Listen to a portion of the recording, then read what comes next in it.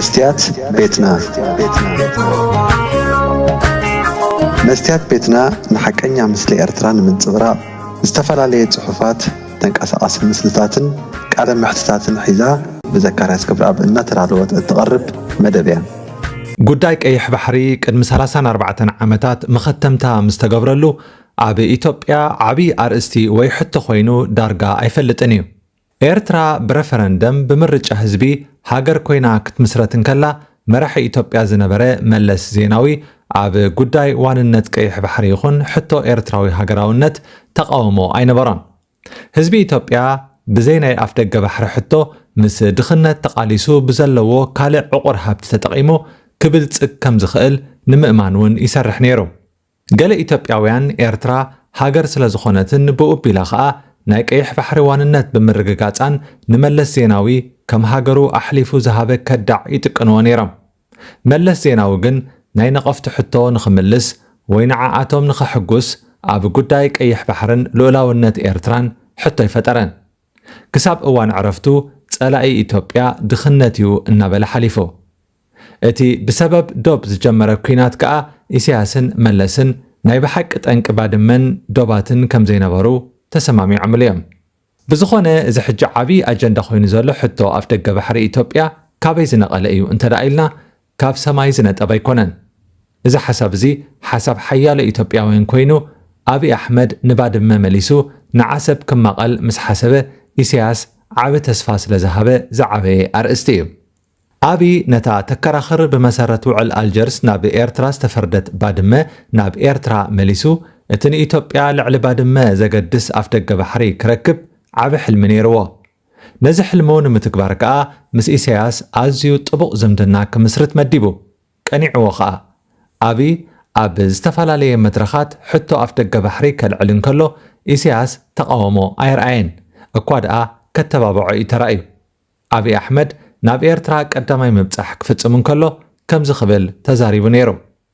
ኣነን ኢሱን ሎሚ ኣብ ዝገበርናዮ ርክብ ዶባትና ክኽፈቱ መስመር ቴሌፎንን መንገዲ ኣየርን እውን ስርሖም ክጅምሩ ብተወሳኺ እውን ወደባትና ክኽፈቱ ተሰማሚዕና ኣለና ኢሉ።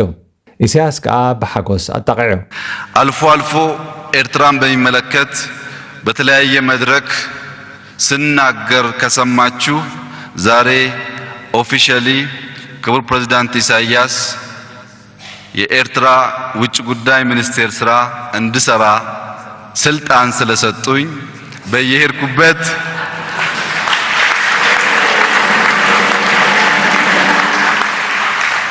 አቶ ኡስማን ወክዬ ከሰራው የሥራ መዛባት እንዳይመስላችሁ። ክቡር ፕሬዝዳንት ኢሳያስ አፈወርቂ ዛሬ በነበረን ስብሰባ አየር መንገዶቻችን ስራ እንዲጀምሩ፣ ወደቦቻችን ስራ እንዲጀምሩ፣ ህዝቦቻችን እንዲቀያየሩ፣ ኤምባሲዎቻችን እንዲከፈቱ፣ እኛም ዊኬንድ እየመጣን በሁለተኛ ሀገራችን አስመራ ከቤተሰቦቻችን ጋር እንድንዝናና፣ ኤርትራውያን እዛ መጥተው ቤተሰቦቻቸው እንዲጠይቁ፣ የቀረውን ትናንሽ አጀንዳ በፍቅር ግንቡን አፍርሰን ድልድይ የሰራን እንደምንጨርሰው ተስማምተናል። ኢትዮጵያውያን ኣብይ ኣብ ሚሌኒየም አዳራሽ ምስ ኢሳያስ ተደሚሩ ዓሰብ ክመቐል ከም ዝኾነ ከይሓበአ እዩ ዳሕዲሕዎ። ናብ ኤርትራ ምስ ከድኩ ብዝረኣኽዎ ነገር ዝሓለፈ ቃልሲ ኣድላይ ከም ዘይነበረ ተገንዚበ እውን ኢሉ ነይሩ። ስርዓት ትግደፍ ኢሳያስ ይኹኑ ደገፍቱ ኣብቲ እዋን ዝኾነ ግብረ መልሲ ካብ ምሃብ ተቆጢቦም ጥራሕ ዘይኮነ እወ ወረግ ኣብይ እዩ ዝመርሓና ይብሉ ነይሮም። በዚ ተስፋ ዝገበሩ ኢትዮጵያውያን እሞ ኤርትራውያንሲ ብሓቂ ተረዲእዎም ምስ ኢትዮጵያ ክሓብሪኦም ዝደልዩ ዘለዉ ዝብል ሓሳብ ክሕዙ ጀሚሮም። በዚ ከዓ ፍቅሪ ያሸንፋል ዝብል ጭርሖ ከዘውትሩ ተራእዮም። ብቐደሙ እውን ወያነ እዩ ሃገር ክኾኑ ፈቒድሎም ድሓር እቲ ኩነታት ሓድሽ ስለ ዝነበረ ስምዒታውያን ኮይኖም እምበር ኤርትራውያን ካብ ኢትዮጵያ ክፍለዩ ኣይደልዩን እዮም ዝብሉ በቲ ሓደ ወገን፣ በቲ ካልእ ሸነኽ ከዓ ኣብ እዋን ረፈረንደም ነፃነት ዲኹም ባርነት ትደልዩ ዝብል ጌጋ ሕቶ ይቀሪብሎም ክኸውን ዝነበሮ ምስ ኢትዮጵያ ምቕጻል ድዩ ምርጫኹም ወላስ ሃገር ክትኮኑ እዩ፣ ስለዚ እቲ ናይ ረፈረንደም መስርሕ ቁኑዕ ኣይነበረን ኢሎም ዝምግቱ ተላዒሎም። ኣብይ ናብ ስልጣን ምስ መፀ ኣብ ዝኾነ ዓበይቲ በዓላት ኢትዮጵያ ናይ ኤርትራ ካርታ ምስ ኢትዮጵያ ተሓዊሳ ክትሰኣልን ከላ ብወገን ህግደፍን ደገፍቱን ዓይኒ ምዕማት ነይሩ። ንወያነ ዳግማይ ናብ ስልጣን ከይትምለስ ካብ ሱራ ናይ ምጥፋእ ሕቡእ ኣጀንዳ ዝነበሮ ኢሳያስ ንኣብይ ኩሉ ዘድልዮ ከመላኣሉ ከም ዝኾነ ብምዕሻው ኣብ ኢትዮጵያ ሰፍ ዘይብል ህልቂት ንኽመጽእ ሰሪሑ ተዓዊቱ ኸኣ ንባድመ ናብ ኤርትራ መሊሱ ንወያነ ጥፊኡ ምስ ኢሳያስ ተመሓዝዩ ብፍቕሪ ዓሰብ ክረክብ ዝተመነየ ኣብይ ግን ኣይሰለጦን። ኢሳያስ ድሕሪ ውዕል ፕሪቶርያ ካብ ዕርክነት ኣብይ